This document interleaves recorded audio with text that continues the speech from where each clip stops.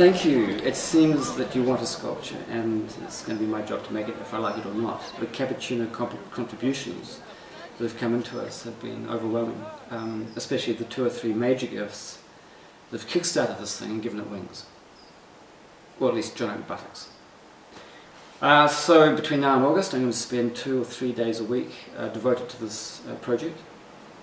And I can't see any difficulties. I think we're going to have fun making it. And every 2 weeks or so I'll upload another video so you can see how we're getting on. And you know, involve you in the process if you like. Now, 1 or 2 people who have written to me and said, what's this about? Why have you got it in for Nick Smith? They don't know, or they haven't followed the details of the grand catastrophe, especially the water projects in Canterbury that have been killing off our rivers. So rather than give the details of what's going on, which is far too complex, I thought what I could do is give you a poem that I once etched around a great big steel ball, a rusted steel ball, which we put onto Sumner Beach once as an election stunt. We put it on Sumner Beach on Saturdays and Sundays a few weeks before one of the ECAN elections, and it drew people like a pot of honey draws bees, or a dead whale draws flies. People thought when they first saw the rusted ball that it was a mine that had drifted away from some conflict in the First World War. At the first moment it was scary, and when they came up close to it they saw written on it was the word time bomb, and there was a clock set into the steel counting down the years before our waters were completely buggered. We pretty well got it right. And around the circumference of the ball I'd written this poem, or etched it into steel. Here's how it goes, something like this. I've got to try and remember it. It's called Antonyms of Trust. Once upon a better time, the poor man's wine flowed beneath our feet, and it bubbled up between the streets on which we stand, briefcase in hand, pack on back, shopping in a sack. It was heady stuff, clear as air, half as rough. And no one owned it. No one thought one day it could be bought and sold as marketable as gold. So who was it who stole our rivers from the mountains to the sea and gave it to the corporations? It wasn't me. And nobody came with a salesman's smile to borrow the river for just a little while. Nobody phoned me, nobody wrote. There's no invoice I can quote. Still, my daughter and I, just the other day, wandered down to the river again to play and found somebody again had taken the bloody thing away.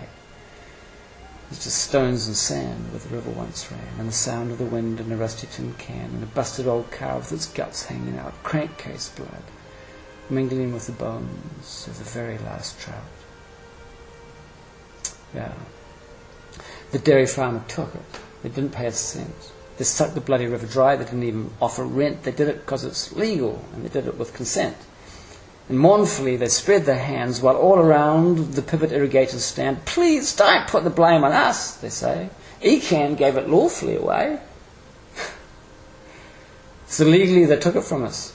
Legally it stands that the water from our rivers flows abundantly through private hands and turns the corporate wasteland into cattle feed and milk.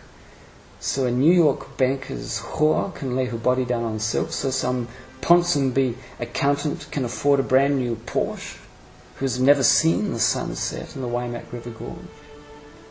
Well, this was a legacy, a treasure our children's children will not grow to see or know, that where the river flowed you once could dip your hand and drink the water clean from an unspoiled land. So sip it now, try to savour that unique artesian flavour, boys. Enjoy that O and H2 blend, because pretty soon it's going to end, baby.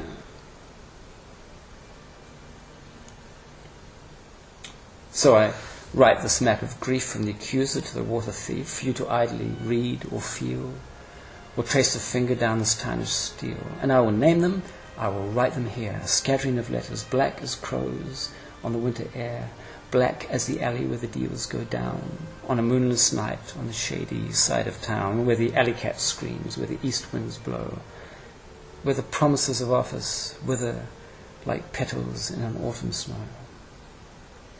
And mark them well, these antonyms of trust, to turn our children's legacy to dust, these men, these women of the democratic state, who steal from our children's children, as they wait, still unborn, the cord untorn, their thoughts unspoken, the waters